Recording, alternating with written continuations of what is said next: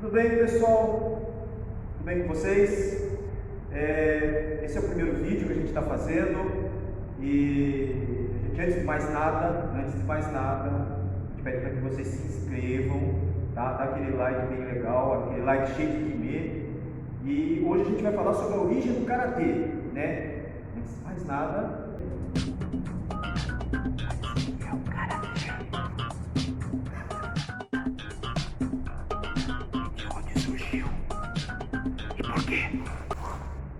a necessidade é a mãe da invenção. Isso aí é completamente comum encontrar essa máxima dentro da história humana, né, em todos os setores. Em todos os setores nós vimos que a necessidade ela foi capaz de fazer com que o ser humano pudesse impulsionar, né, adaptar as suas ferramentas às suas necessidades. O Karatê, assim como diversas outras manifestações, não ficou diferente disso, não, né? O Karatê, assim como outras artes marciais também, foram se adaptando. Vamos lá, o que é o Karatê?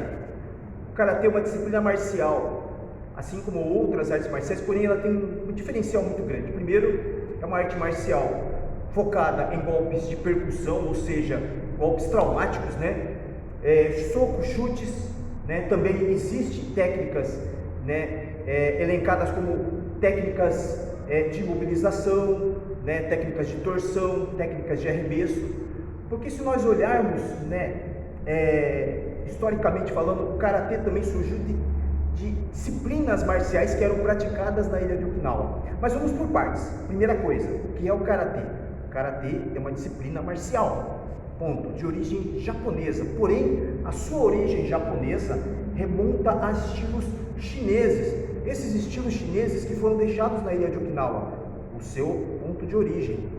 A ilha de Okinawa localiza-se no sul do Japão, no arquipélago chamado Ryukyu, um conjunto de ilhas que existe exatamente no Japão, entre o Japão e a China. Aquele local era um entreposto, era um local muito disputado. A sua localização era militarmente muito acessível, muito desejada tanto pelos chineses quanto os japoneses. Durante a ocupação chinesa, a ilha de Okinawa ela acabou absorvendo muitas de suas manifestações. E dessas manifestações estão as artes marciais praticadas na China meridional. Bom, vamos lá. Com o advento do governo japonês, houve a proibição das armas. Consequentemente, também a proibição, né, de práticas de artes marciais. Isso era visto como uma espécie de ameaça ao governo japonês. Isso fez com que o povo que ali praticava aquelas diversas artes marciais, aquelas diversas manifestações, adaptassem, né, aqueles estilos às suas realidades, fazendo um paralelo com a capoeira. A capoeira, isso mesmo, a capoeira do nosso Brasil, né?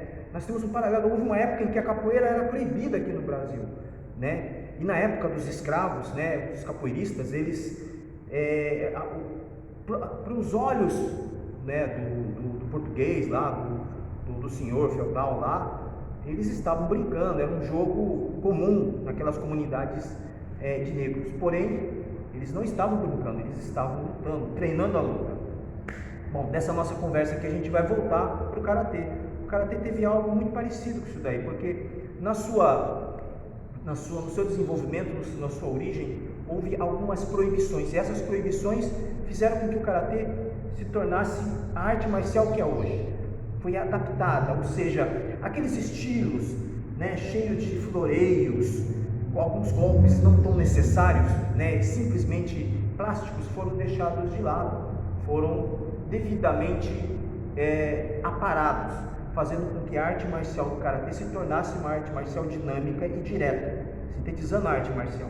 Bom, era conhecido na época, ainda no século XVIII, né, recebia o nome exatamente dos locais onde eram praticados. Então, Nara, né, a região de Nara, Shuri, então era conforme a região, muitas vezes até conforme a família, ela dava o nome para aquela arte marcial, aquela manifestação marcial que eles praticavam, aquele conjunto de técnicas. Bom, Era também conhecido como Tode, ou Toad, ou Tode, que era a mão chinesa, né? Só que não era muito bem visto por governo japonês isso daí, né? Vamos dizer que o Karatê, na verdade, surgiu como Karatê e disciplina que hoje nós conhecemos por volta da década de 20, nas mãos desse mestre chamado Jikin Funakoshi. Jikin Funakoshi foi o homem que popularizou o Karatê como arte marcial japonesa, retirando, né, o nome Toji, né, que era a mão chinesa, e passando a dar o nome de Karatê, né? Numa tradução literal, Karatê significa mão vazia, a disciplina em que você não utiliza armas para se defender, e sim com as próprias mãos, as mãos nuas. Porém, isso falando de maneira prática, literal. Metaforicamente, o vazio do Karatê é a outra coisa, existe um outro significado, um pouco mais profundo, que é a não-mente, que é o vazio mental, o Mushin, que é o não pensar. É quando o praticante chega a um determinado nível em que não há o pensamento, mas sim a ação, né? Então, em 1920, na década de 20, 1922, para ser mais exato, é considerado o ano em que o Karatê surgiu. Ele se popularizou mesmo a partir da década de 50, logo após a Segunda Guerra Mundial, lá em 1945, mas em 1950 é que o Karatê se popularizou mesmo. Houve adaptações àquele estilo que era praticado anteriormente e o estilo que é praticado hoje em dia. Hoje em dia nós temos linhas esportivas, hoje em dia nós não pensamos no Karatê como uma arte marcial de sobrevivência, nós não pensamos no Karatê como algo que seja realmente focado na sua defesa da sua vida, defesa do seu familiar, ou algo que seja nesse sentido, algo bélico, estritamente bélico. Hoje em dia a gente coloca o Karatê num patamar mais físico, de atividade física, de atividade esportiva e também de atividade de disciplina e adestramento pessoal. Então, hoje em dia o Karatê mudou um pouco, sim. Houve muitas, hoje em dia, fazendo uma espécie de análise hoje em dia, analisando, né, hoje em dia, nós podemos dizer que o Karatê é dividido por vários estilos, cada um com uma visão pessoal de cada um dos mestres que criaram esses estilos. Alguns estilos vinculados a diversas organizações, muitas organizações de Karatê que comandam esses estilos. E eu não sei, isso é algo pessoal meu, eu não sei se isso atrapalha ou se isso ajuda. Se você acha que atrapalha ou se ajuda, coloca lá nos comentários para nós também, vai ser legal também a gente pensar sobre isso. Será que as federações e organizações, em sua grande maioria, né, como a gente tem hoje, essa quantidade enorme, ajuda ou atrapalha o crescimento do Karatê? Não sei, né? Diz para mim o que você acha. Mas enfim, hoje em dia o Karatê tem várias organizações, e dessas várias organizações, várias linhas esportivas, várias linhas de regulamentos. Existe também aquela preocupação de alguns mestres em manter o lado marcial do Karatê, e existe também aqueles mestres que mantêm o Karatê como esporte. Bom, cada pensamento, cada cabeça é uma sentença.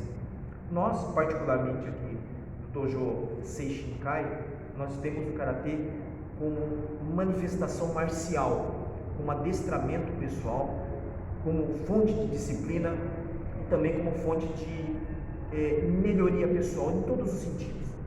Se você notar, o nosso campo, que é o nosso símbolozinho, ele tem três tracinhos.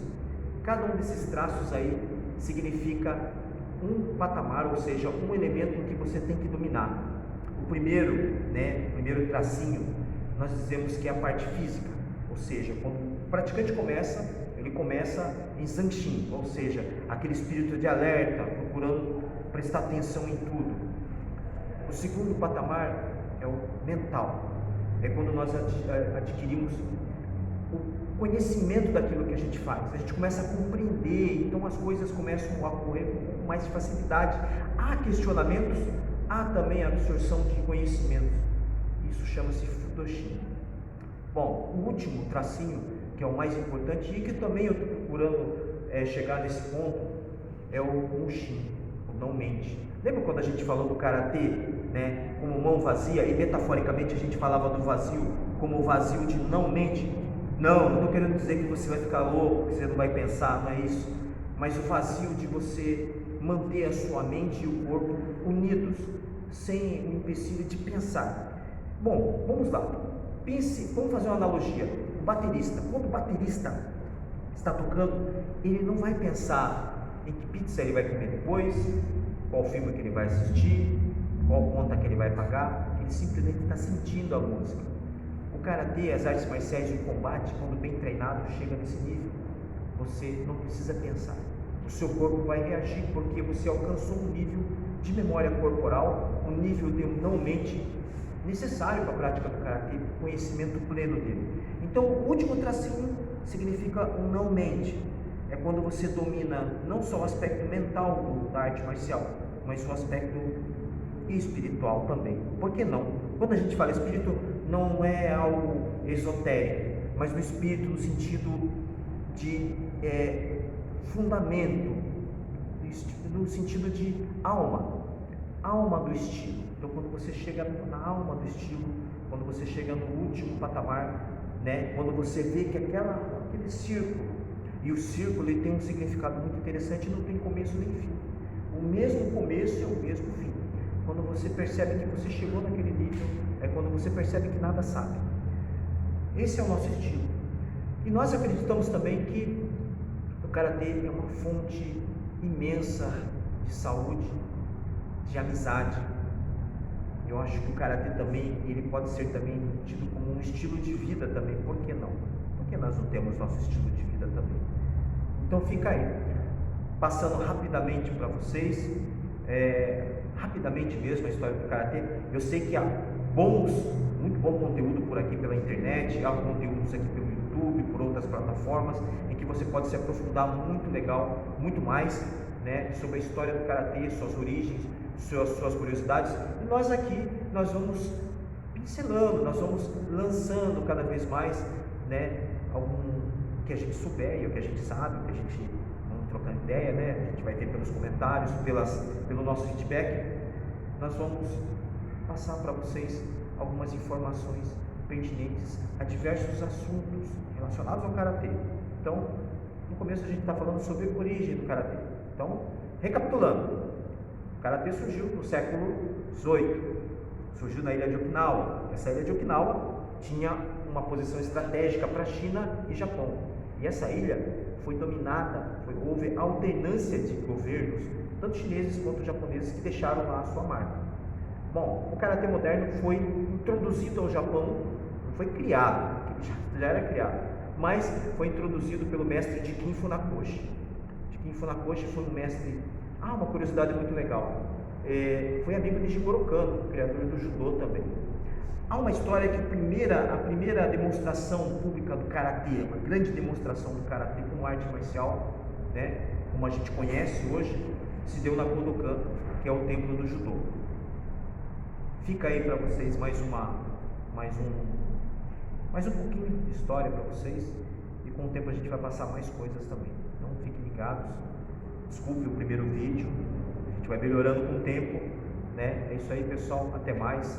Não esqueçam da gente, tá bom? Até mais. Até a